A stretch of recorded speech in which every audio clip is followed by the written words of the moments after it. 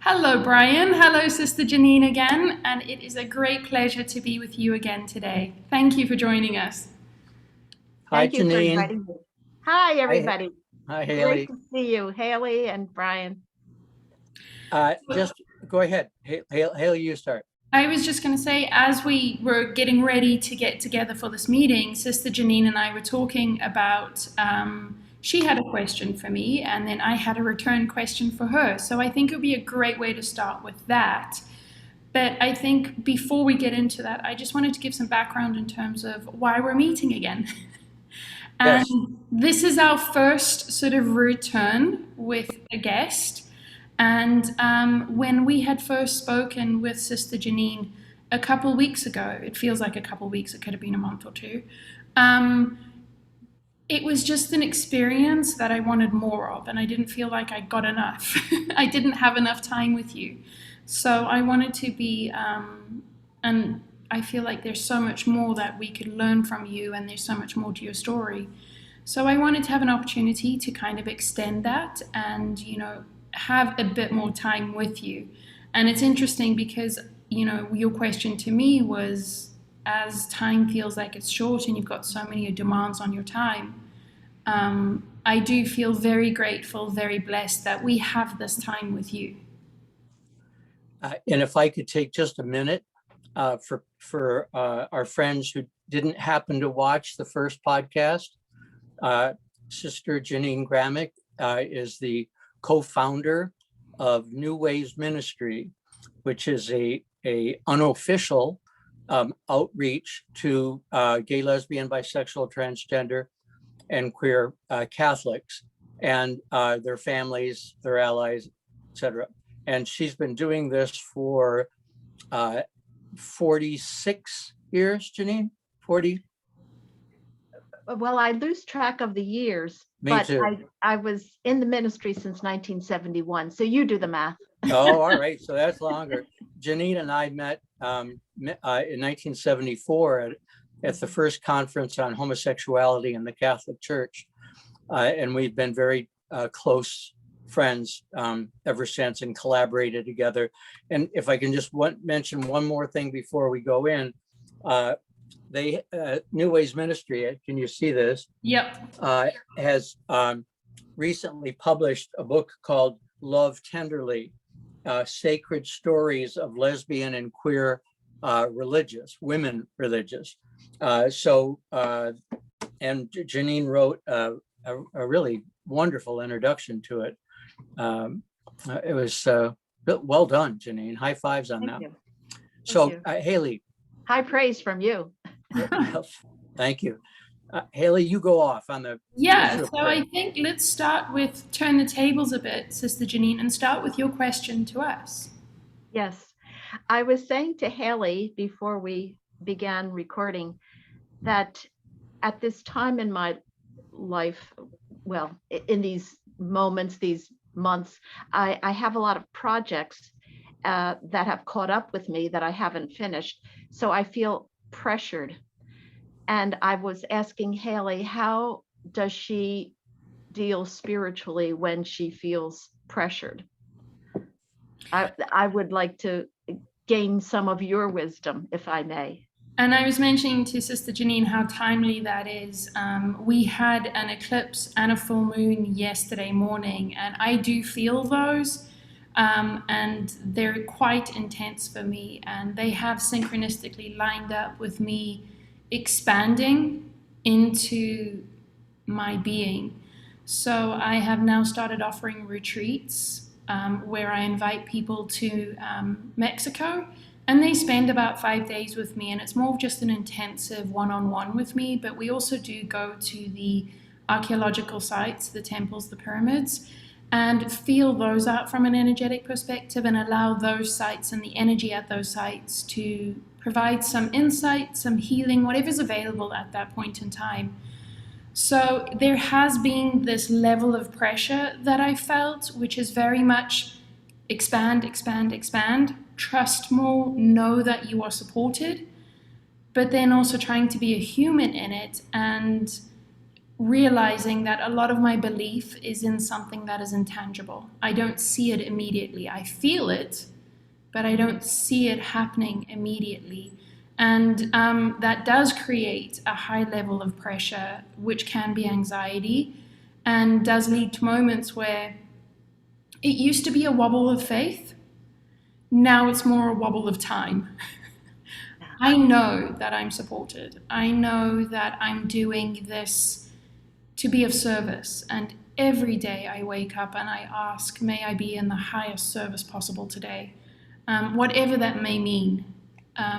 But it is a struggle, and I think it's a very human part of our human growth to be able to trust and to know that as we're expanding on our path, as opportunities are coming, we are supported in those opportunities, but they're also put in front of us so we can say no. So the That's a good point. The learning of this last month, May, has been a very hectic month for me, where these opportunities have been presented to me so that I can find a better way of working. And some of that way of working is simply saying, no, I can't do that. Are you able to set boundaries, Jeannine? Or do you feel like you have to say yes to everything?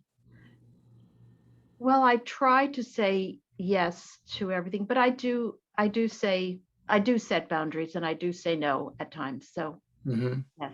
The problem comes in is when I've said all these yeses and then I can't do them. I said yes to someone recently and then had to email back and say, this is just more than I envisioned what it would be. And the person understood. So, yeah. And that's okay. I mean, learning to acknowledge our limits is really important, especially as we age.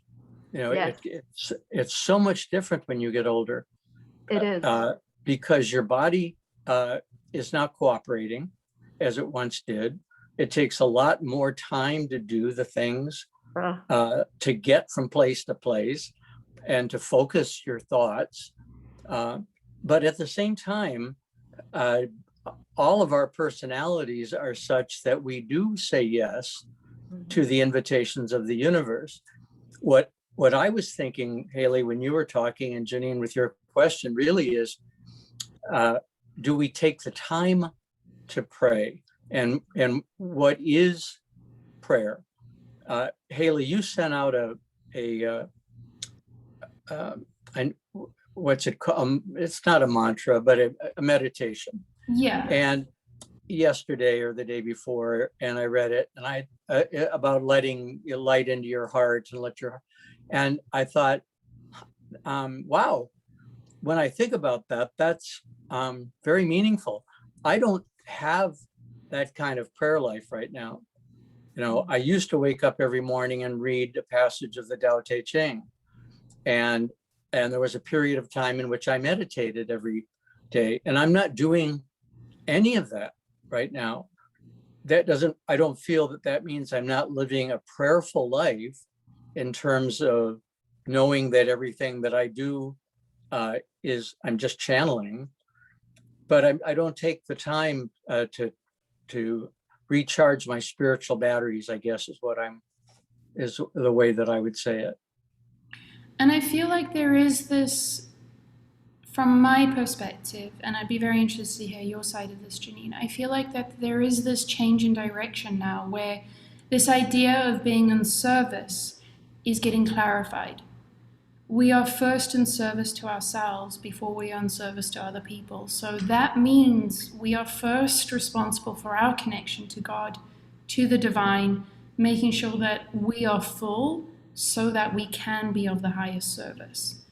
And, when things are busy, and again, for me, it goes into that sort of the physical versus the non-physical. When people are reaching out to me and wanting sessions, and I love to work, I love the sessions, and wanting to come for retreats, I get so excited about it, and I know that I'm attaching to it because it's the physical.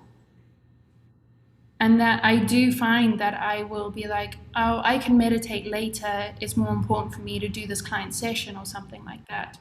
And I think that is, my personal teaching is to watch where your priorities are, girl.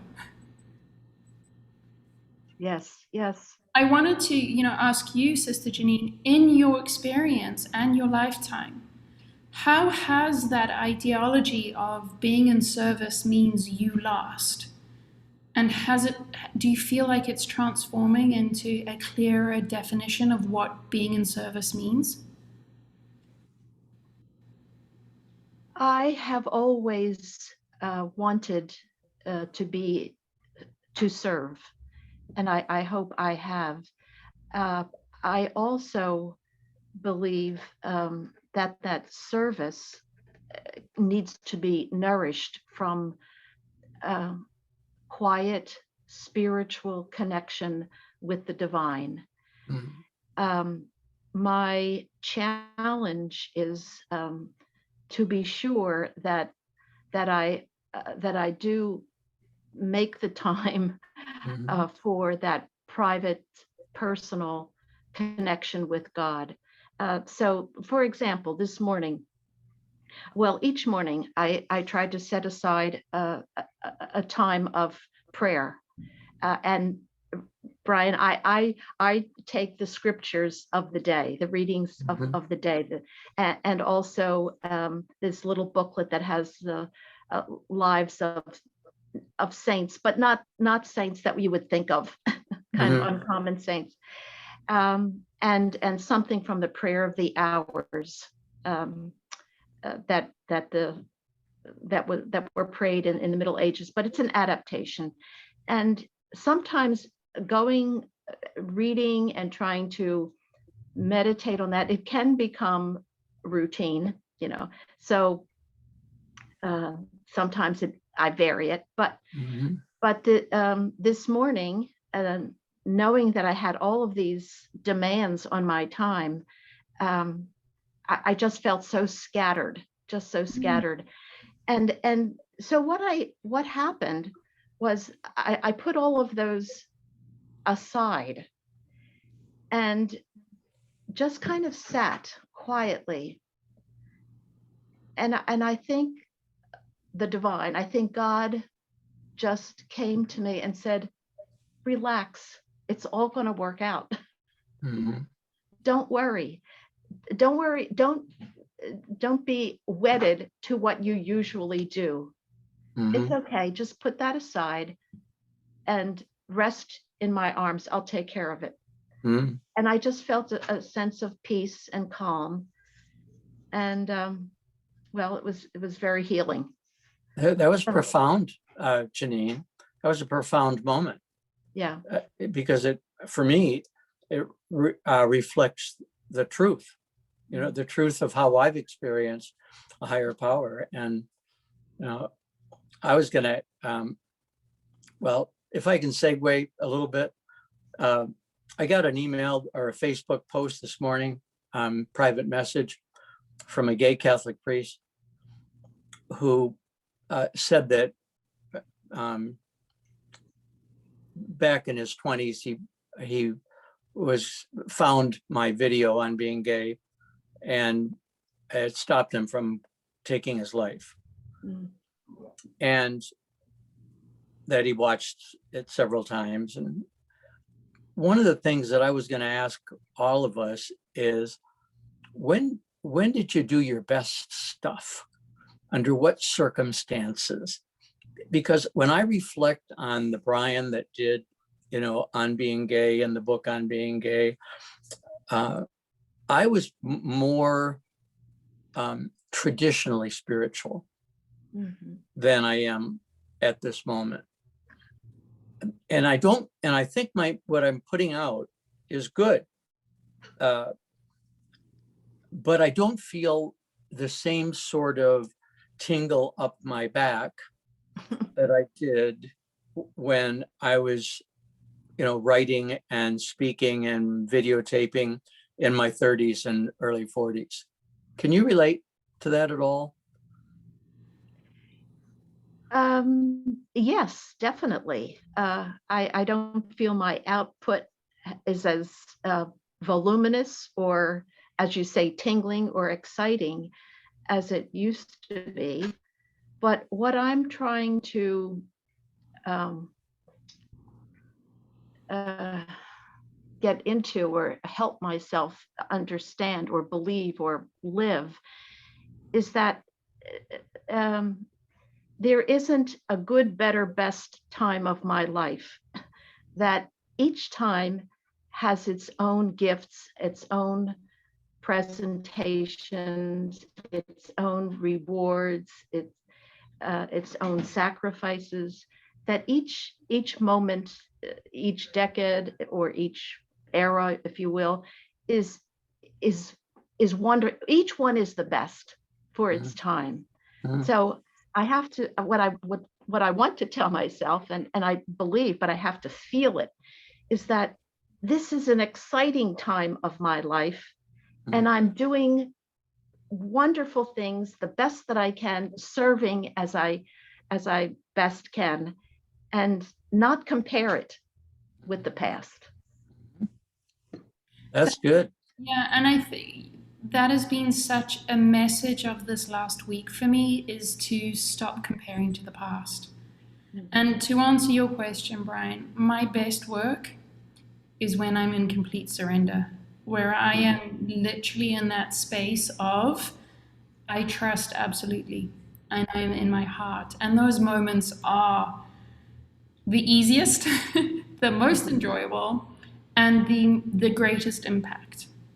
And they always come whenever I'm getting out of my own way.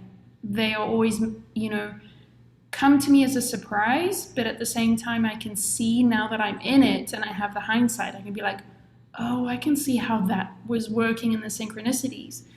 But what I so often find myself shifting into is the worst of the past, Mm. rather than looking at those moments and being like, do you see how when you just relaxed and surrendered, how everything worked out perfectly? And then you can see that everything's working for you perfectly.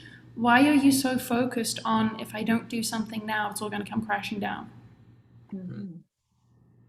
So for you, Sister Jeannine, how do you have moments like that where you feel like you're reminded that surrender is the easiest option, but do you have moments like that when you feel like you have to be the doing? Oh, lots of times.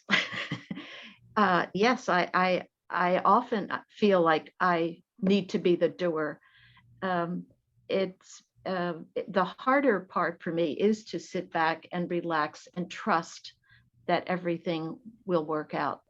That's the challenge. Yes. What do you tell yourself in those moments where you're trying to sort of have that little chat with yourself, like, come on now, everything's going to be okay, you know this? How do you talk to yourself in those moments? That's a good question. The if the I guess the hopeful thing is that I do come to that point and not get so wrapped up in thinking I have to do this, I have to do that. And but when I do come to that point, like relax and trust, um, it's just sitting back and surrendering and saying, God, it's in your hands. It's in your Mhm. hands. Do Um, you ever get angry at God? um, Actually, I don't remember that I have.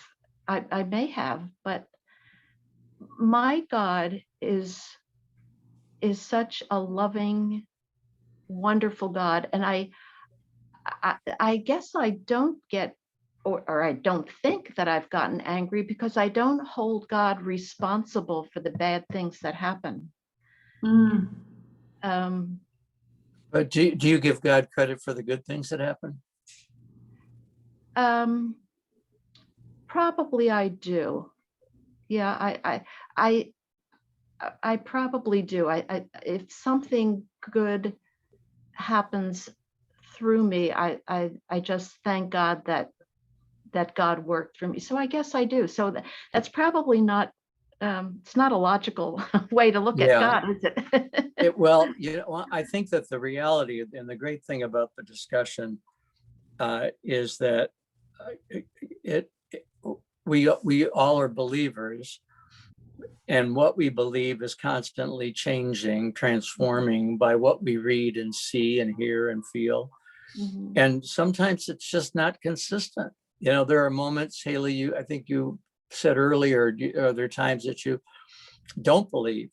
And I have my moments that I think, what if there isn't anything? And then I think, well, so what? Would you live your life any differently? I don't live my life to earn, a chair closer to the head of the table. Yeah. I live my life in loving service because it's fun. It's great. It feels good.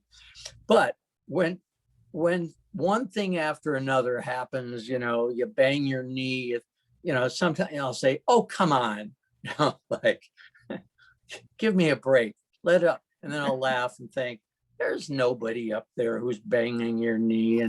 But this is an opportunity for you to think about, okay, what just happened, and where did your mind go, and can you learn from it? And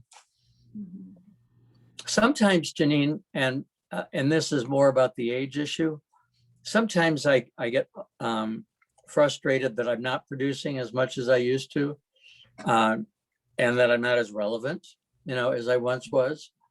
And then I take a look and I say, look, you're running a house, you're taking care of an animal, you're taking care of a garden, you have a partner in a relationship that's successful. If you do nothing else, right, that's a success. So add on to that, anything that it's you're all writing. gravy. Yeah, the rest of it, I mean, I love writing and I love having it touch people, but if I don't write again, my life is not a failure. Right. And you have Hayley. You have that young spirit that energizes you. Well, there's truth. There's great truth to that. We need to be intergenerational. Yes. Hayley needs her time with me as much as I need my time with her. Yes. Because we're seeing life through different prisms, right? And we impact each other in positive ways. Absolutely. That's why I love being around young people, because they keep me on my toes. But if I find one that cares about my experiences, that really wants to know what I have to say, that's always feels great to have them listen. Yes.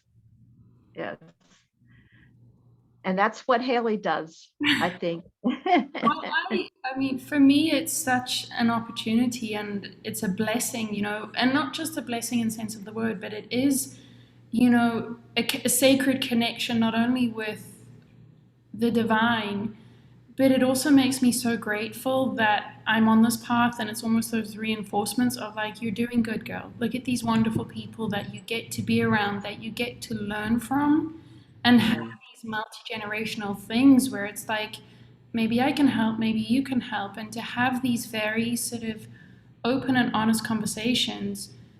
And it's, to me, it's humanity. This is why we're here. That's right. I have another thought about prayer that I'd like to ask what you think. In Catholic tradition about prayer, prayer was to honor the divine, honor God, but also the prayer of supplication, like asking God, for this or that. And as I said, I don't believe God is the doer. God is the doer, but God or the divine works through us. And I used to wonder, well, what good does it do to pray for so-and-so that so-and-so will be well you know, and healed, and I now believe, because of my rational, you know, I always want an explanation. And I think there must be some explanation, scientific explanation, that I don't know of yet. I mean, that we don't know yet, but that would explain how my praying for someone does impact them, does help them. I think we send out messages into the universe that touch that person. So could you comment on that? I mean, does that resonate with anything that you have talked about or feel or think? Or Hayley, does I that? think for me that absolutely resonates, and I've been on a similar journey where it was like, is it right for me to ask for specific things, or do I just generally ask to be of service? And I'm at the point in my life now where I just put me in the game. In any way that I can be of service, allow me to be in service. And with my clients, when I've asked very specifically for some clients that are having a tough time, and I've, you know, prayed for them, I'm always reminded that it's not really my business how they experience it. So I kind of lean away from asking for them to specifically receive something, to sending out that vibration, that frequency of love, so that they can experience love, which will hopefully open up them so that they can tap into that wisdom, which is the answer to the solution, which is the opening into their healing, into them being their highest potential. Mhm. There are people who, I don't know if you remember Richard Gere at the Academy Awards years ago, when he asked the audience and the billions of people watching to all meditate together at that moment to create an impact. I don't know whether it was about freeing the Tibet or what, but you know, as Catholics, we used to pray as children across America for the conversion of Russia. Do you remember that, Jeannine? Yes, I do. Catholic kids pray. Well, if prayers were answered, right? And if prayers were answered, every single sports event would be a tie, because both sides are praying Right. to win, right? Oh, but what I believe is that we the prayers for others raises our vibration, our level. Your ability to say today that you had this experience of God saying, relax, you know, you have that awareness, Jeannine, because I think you've opened yourself up to praying, you know, for others, doing for others. And so your wisdom keeps increasing, and your openness to truth and the full manifestation of God keeps increasing. Whether or not it's actually going to cure the cancer of the person that you most love, I have no idea whether, but I do believe that, you know, I do believe in the power of positive energy. You know, animals pick it up in us, Yes, right? they do. You know, people will say, you know, my dog never jumps in people's laps. You know, Yeah. why are you? Well, I sort of think, I hope, you know, maybe he's picking up that I'm, you know, that I see its divinity, that I accept and honor it, because it too has a soul. But so who knows? I mean, one of the things I think is really cool about this discussion is that we're talking about prayer life, and there's so many people, if they listened, you know, to this discussion, would really resonate with it. Mm-hmm. You know. Yes. And I Yes. think that's my hope, is that we can, in these discussions, just shed a bit of personal experience with it, that even though the way I see it is a little bit different and looks different from the outside, the way Sister Jeannine sees it, the way you see it, looks different from the outside. Mm-hmm. When we really get into the detail of it, it's the same thing. Yes. It's still the heart. It's still It is the same thing. Yes. And if we can let go of our fear of other people's faith, and just focus on our own, take care of your own house and your own heart, and be kind to the people. Don't honk your horn, say good morning. We each create our own. And if the man next to me is Hindu and is praying to a different God, that matters less to me than being honked at. I'm hoping that his faith has the same impact on him that I'm trying to have mine on me, right? Absolutely. So, yeah, it doesn't matter how you formulate your prayers and how often you pray and in what direction you're praying. What matters is that you see yourself in union with others and with a higher source. Yes. And even if that higher source is not God in your imagination, even if it's just love. Some people, I don't believe in God, I believe in love. Well, that's the same thing for me. Yeah, exactly. Call it love, compassion, peace, whatever you want to call it. Goodwill. Yes. Yeah. Yeah. I don't know, Jeannine, whether, and Hayley, whether you have these issues, but I have my hardest time feeling spiritual when I have to promote a product. For instance, this new movie that was made of my children's book, What's Gay Asked May. Every day I'm sending emails to people asking them, can you try to help promote it? Can you? And I don't like that. And this, Jeannine, you didn't feel the need to do it on today, but promoting love tenderly, or, I'm working on a new book, and I don't look forward to when the ego steps in and says, okay, now, because what happens is that I'll ask, and if I don't get a response, then I don't feel the same joy or love or connection. I feel resentment. Well, why couldn't you help out? Don't you see how important this is? Right. And I don't like those feelings. Right. Yes. I mean, I understand, because I don't like promotion either. I mean, it's self-promotion. So you need to get somebody to promote it for you.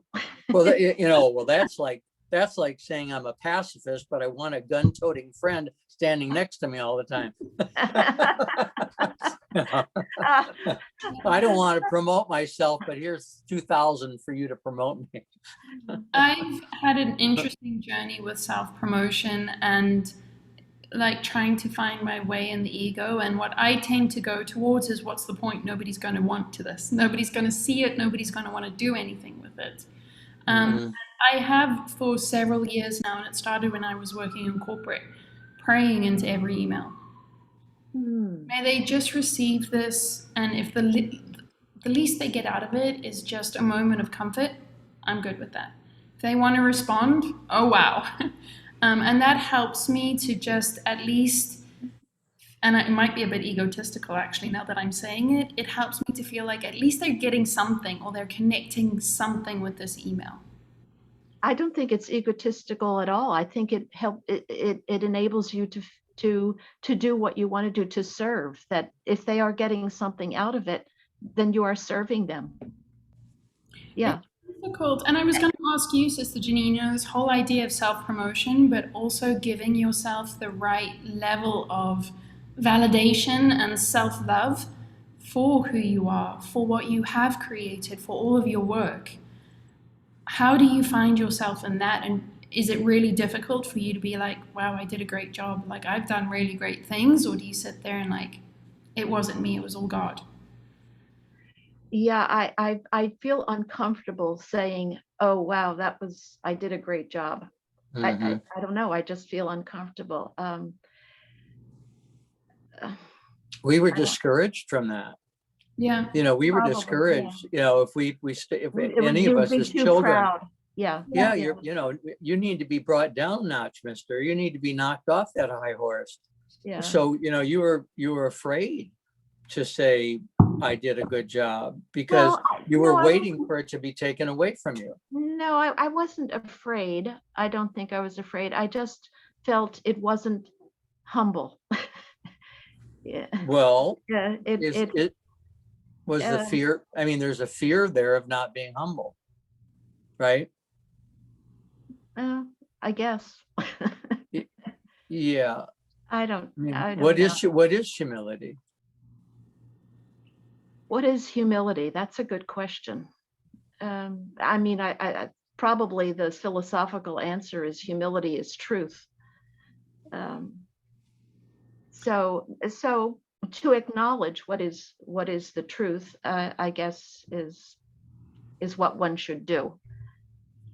When one compliments you, Oh, I feel great. yeah, but it's important, I think, for all of us to receive it rather than negate it or deflect it, right? Yes. Hayley? Humility for me is acknowledging the divine, but also that I am a vessel of the divine. And that is the truth. So it's both, in that humility is the truth. It is acknowledging that I am of the divine. And it has been sort of something I have been focused on over the last probably 2 months is humility and making sure that I'm not the contradiction. So when it comes to me saying I did a good job, I'm trying to see that in a very humble perspective of this only worked because I showed up and allowed myself to be a vessel of the divine in that moment. So, and I realize that not everybody's going to get that level of understanding when I say I did something or I did a good job. It is a very personal thing for me to acknowledge that I am of the divine, but at the same time, I'm also unique, that it's happening very specifically because not only did I ask to be of service, but I believe that the divine very purposely was like, Hayley, this is what you're going to do. This is what I need you to do. Hayley, thank you. That helps me so much. Thank you. I really appreciate that. Yes, I'm going to hang on to that. Jeannine, say back what you heard. That Hayley is not afraid to say, I did a good job because it's the divine in her that has produced this. Right. So what I'm going to say is, yes, I did a good job, but the divine is working in me that enabled that good job to occur. And did I get it? Is that right? Absolutely. And I think it's a sacred moment when there's balance and harmony between the ego and the heart. The ego is allowing the heart to lead. But then I think we need to acknowledge the ego and like, hey, ego, if you didn't show up, there wouldn't be this balance. Mm-hmm. Oh, good. Thank you. This is great. You're welcome. Good. So before Jeannine, you couldn't even acknowledge that the person Jeannine Gramick had anything to do with the success of New Ways Ministry? Yes, I could acknowledge it, but I didn't want to wallow in it. So right. Or yeah. But acknowledging it with that realization that the divine has worked in me to bring this about, I feel very comfortable with that. Oh, I'm glad. That I'm, as your friend, I'm glad that you, will leave the call with that affirmation. I mean, you've done, extraordinary work. And I know that you're doing the work of the divine, but the divine is working through you. Jeannine, if it had been a different person, it would have been a different story. There could have been another nun, with a totally different personality, who tried to start the organization, tried to bring on, supporters, tried to talk to bishops, and they would have had a very different experience. And New Ways would be in a very different place if it weren't for all the things that make up Jeannine Gramick, right? Her parents, her grandparents, her religious community, what movies inspired her, what books she read. it's the all people in her life. the people in her life, but it's also her DNA, Yeah. and what she was, born into the world with. And that's, so I hope that you see that. I mean, as I'll often say, I was the right guy at the right time in the right place. Yeah. That doesn't mean that that no one else could have done, but they wouldn't have done it the same way. And they would not necessarily, they wouldn't have gotten the same responses. I think, and they're doing it different ways for different people and different ideas. And I think, the same to you, Brian, like it needed you. That was, you were the soul that God was like, well, Brian, I have an opportunity for you. Do you want it? Yeah, which is real. You were the one that were like, well, that sounds pretty good. I'll do it. It's exciting. Yeah. Yeah, and you're not really, I don't think you're really conscious of it at the moment, especially when you're younger. You just, yes, yes. And I really do believe, as angry as I can get at the Vatican and have for most of my life, or most of my adult life, I really do thank and am grateful for the training that I got through Catholic education. I mean, a lot of the nuns did. I had the nuns until high school, and the nuns did a great job, and the Christian Brothers did a great job. I didn't have many Jesuits, but at Marquette, but I got role modeling. Not all of them were great role models, but some of them were terrific. And the books that they selected for us to read, were terrific books that formed me, So, that particular brother who came up with the reading list for the students he was going to have in class, his consciousness, his awareness went into the selection of books that he knew would move us. So we are so much influenced by all of these people in our lives. Yes. Absolutely. Yes. Yeah. Yeah. So. I think, it gets a little shaky because we are talking about all of the good things that happened and how, it's exciting to be of service. There is the drop side of this where we go through things that are difficult, that we can say, why is this bad thing happening to me? And I think it is, from my view, very much the level of understanding, because in that humility is giving thanks to those role models that we don't consider so great, those role models that taught us the lesson about how not to behave. That for me is a little tough sometimes, to acknowledge the bad things and be sort of, when I was in it, it really sucked and I did not have a good time. But now that I'm out of it and I can see why I was in there, to have the humility to say it was bad at the time, but it was so necessary. Well, I can certainly relate to that. I mean, my whole experience with the Vatican was certainly tough to go through, but it did make me a stronger person. It enabled me to be more reliant, I guess, on myself and the lights or the convictions that God poured into me, and to follow that lead. But yes, it was tough. It was very tough. It was very depressing. Yeah. So for people who don't know the story, in response to the success of New Ways Ministry that Jeannine and Father Bob Nugent started together, the Vatican, Rome, just went full force in trying to shut her up. And it was mean. She would be told, you cannot speak in a Catholic facility. You're not allowed in the diocese. It was just one thing after the other, pressuring her religious community to silence her. forcing people dismiss me. Mhm. and dismiss you, and forcing friends to take positions, right?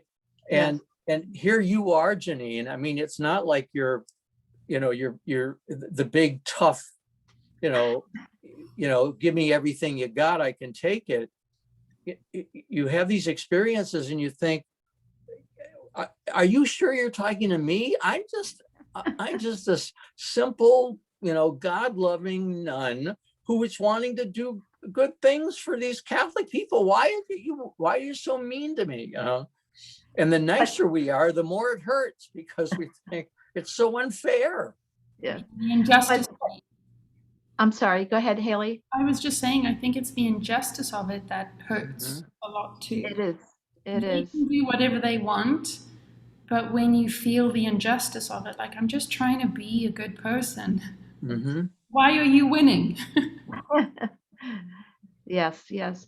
But it did, it taught me lots of lessons. And one of which is that the politics anywhere, politics in the Catholic Church, politics in any institution, really.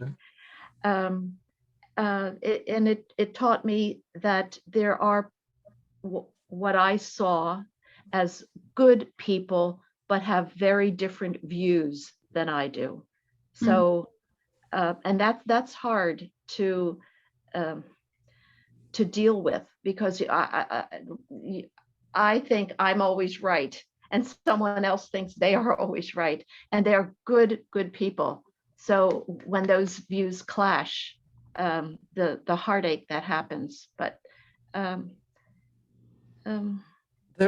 good people, but not all of them. No, that's and right. There are people who don't have good motives, I think. no, But there are they're people who have, political. right, very, very good motives, but analyze or see things from a different perspective. Mm-hmm. So For me, Sister Jeannine, I'm so grateful that you went through that, and to you, thank you. Because it's because of your experience that I can now find the courage to stand up and be like, all right, I think that's a big deal. Mm-hmm. This woman who's actually living in my lifetime that I can actually speak to went through something far, far greater, and she came out shining. yes. And it's, Well, go ahead. I think we need, and this is one of the reasons why we have this conversation and put it out there, so people can see real life humans going up against these insurmountable hazards and still coming out on the other side more whole, more complete than when they started. Yes. So I'd like to encourage LGBT Catholics to speak their truth, because things are not going to change if we just keep it inside and say nothing. We need to speak what's in our hearts, speak what we believe. And people will have differing opinions, but let it all come out, and the Spirit will show us the way to come to some resolution. I believe that. That's a nice sort of full circle on what we were talking about earlier, when everybody prays together and the power of that collective prayer.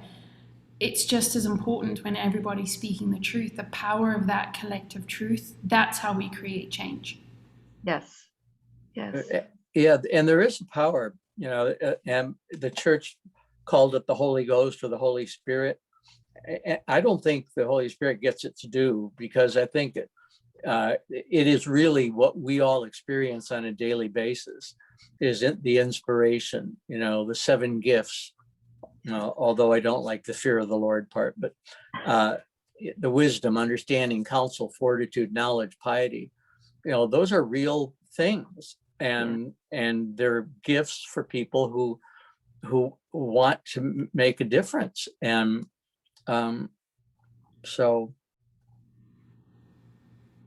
I'm glad for it all. I'm glad for my life, and I'm glad, and I celebrate this experience of just the 3 of us talking. Is that your phone, Jeannine? Just say no. I Just tell them. I I have just, boundaries. Well, that could be God calling. I just hung up. Yeah, yeah. One time, Sorry for sorry one for the time, interruption.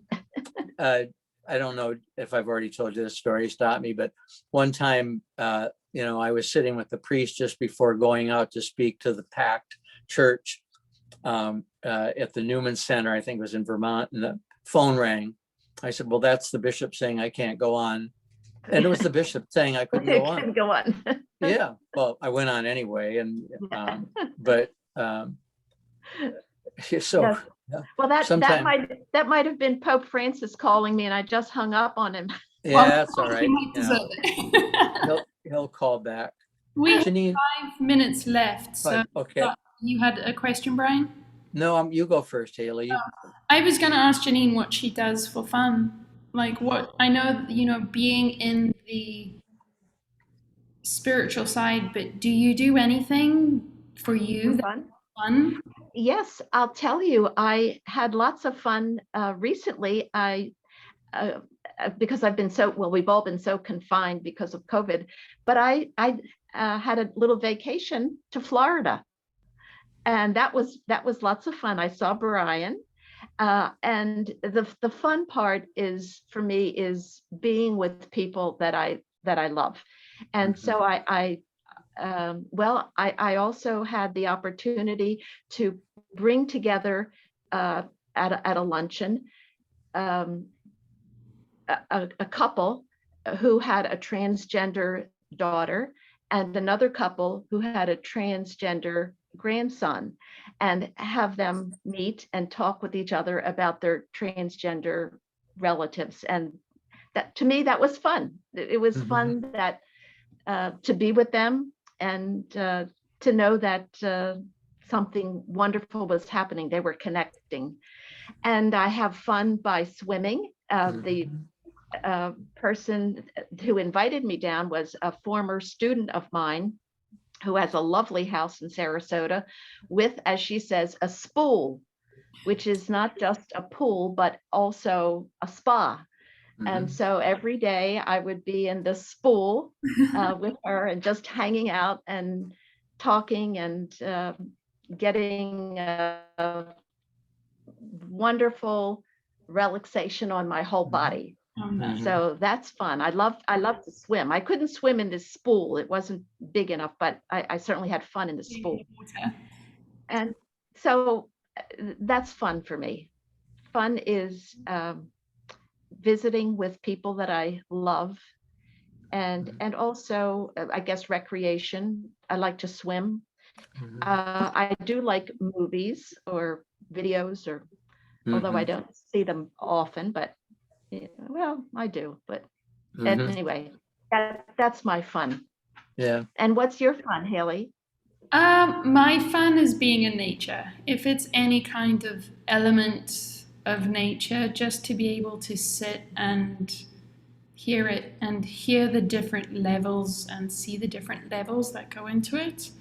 It's changed a lot. My, fun when I was in my 20s was going out and partying. Fun in my 30s was traveling and going to different places. And I feel like fun in my 40s now is still going to different places, but experiencing them in a completely different way. Like now it's more of a, what do I experience energetically versus what's the photo? How about Brian, what's fun for you? Being creative. And that can mean creating a meal, creating a garden, creating an evening with friends, where every element is perfect and everyone's having a good time. But I think the big one is the one that you mentioned, Jeannine, is you talked about bringing together the people. It was really fun because you were doing good, and doing good is really fun. It really is. It is fun. It's just, I think people who don't do good need to know how much fun they're missing. I was explaining this week, sort of talking to a friend of mine who's very much still in the corporate world, and she was asking me, like, what do you find the hardest adjustments? And I was explaining that it's, with my friends that are in a very structured corporate life who don't enjoy their jobs, they can't really have a perspective on actually work for me is fun. Even when I go on vacation, I still find great joy in being able to speak to a client and have a client session while I'm on vacation. And so just trying to help them understand, or just to see that there is that part of life where every day is a vacation. Yes. Every day is Yes. a day where I'm like, this is amazing. Every day there's a time where you can have fun. Absolutely. And Brian, I want to say that you were very creative when I visited with you. The meal, the conversation, the gardening, the dog, everything was it was just fun and creative. So you achieved it that day. Jeannine, we've never not had a good time. I mean, we've always, for as long as we've been friends, we've had fun together. Yes. Yeah. And again, they're like ending the call on humility, thankful that you both have the humility to recognize a soul tribe and to be able to be like, you and I, good times. Mm-hmm. Yeah. Jeannine's like a sister. She's like a sister to me. Thank you, Brian. Yeah. Amazing. These are, I think, the gifts that we have on this road of service, We can meet some amazing people if we open ourselves up to it. Yep. And I think, people are miracles if we just open up to how amazing we can be. Mm-hmm. It is. And I consider, both you, Brian, and Sister Jeannine, miracles. I'm just like, literally, I will hang up after this. I have a couple times, but this afternoon I will be messaging my friends. You won't believe what I did today. Hayley, I want to come and visit you. Please do, please. As I said, I just opened up retreats, so there's an entire room just for you, and I have a pool. Ah, great. So well, and maybe the three of us should do a retreat with opening it up to others. That'd be fun. Absolutely. Name the date. Well, lots of love to both of you. Thank you so much, Sister Jeannine, for coming back and being such a light in my life, and I know in countless of others people. So thank you so much for being you. Thank you. You have helped me so much. I appreciate it. Isn't that nice to hear, Hayley? It's always like my first thing, just pedals. And to you, Brian, I know that you're about to head on for a little break. Safe travels, and maybe have a wonderful time. Thank you, and we'll stay in touch. Jeannine, Hayley will soon send me the video, and we'll put it up. And again, you can use it any way you want. It'll be on YouTube, and I'll be writing a little description, something to the effect of "Wonder Woman Returns." That's a really good title. All right, everybody, have a great day and a wonderful weekend. Bye, everybody. Okay. Thank you, Jeannine. Bye-bye.